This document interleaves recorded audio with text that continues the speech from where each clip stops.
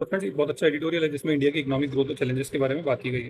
तो न्यूज़ ये है कि जापान को पीछे छोड़ के हमारी जो कंट्री है वो वर्ल्ड की चौथी लार्जेस्ट इकोनॉमी बन गई है। इसका मतलब हमारा जो जीडीपी है वो जापान से भी ज़्यादा हो गया है। तो ये बात नीति आयोग ने बताई है और जो आईएमएफ की रिपोर्ट है उसमें भी ये कंफर्म हो गया है। तो राइटर बता रहा है कि क्यों हमारी इतनी अच्छी ग्रोथ है। तो booming service sector, digital revolution की, बहुत सारे लोग स्मार्टफोन और इंटरनेट यूज कर रहे हैं, तो हमारी एक डिजिटल इकोनॉमी बन रही है।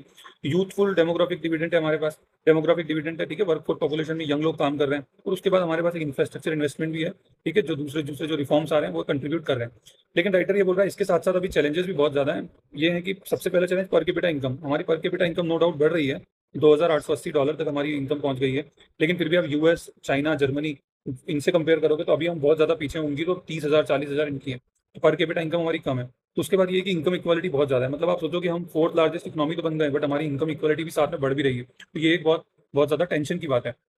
Urban rural divide, income equality, उसकी बात की गई है। तो राइटर बोल रहा है कि कैसे करना चाहिए, तो हमको जो ह्यूमन कैपिटल में इन्वेस्ट करना चाहिए, उनकी हेल्थ, एजुकेशन, उनको स्किल सिखाने चाहिए, जिससे कि जो इकोनॉमिक ग्रोथ हो रही है उसका जो फायदा है वो सबको मिल पाए। तो उसके बाद राइटर बोल रहा है कि प्रोग्रेसिव टैक्सेशन होना चाहिए, टारगेटेड वेलफेयर प्रोग्राम्स होने चाहिए, इस तरह से पॉलिसी बननी चाहिए जो ट्राइबल, रूरल और वुमेन पॉपुलेशन, जो जिन पॉपुलेशन जो पिछड़ी हुई है उनको फायदा मिलना चाहिए। तो फ्रेंड ये सब था इस एडिटोरियल में। Thank you so much. इसमें काफी पॉइंट्स हैं, आप काफी ऐसे और जीएस 3 पेपर में आप काफी सारे पॉइंट्स इसके लिख सकते हो। Thank you so much.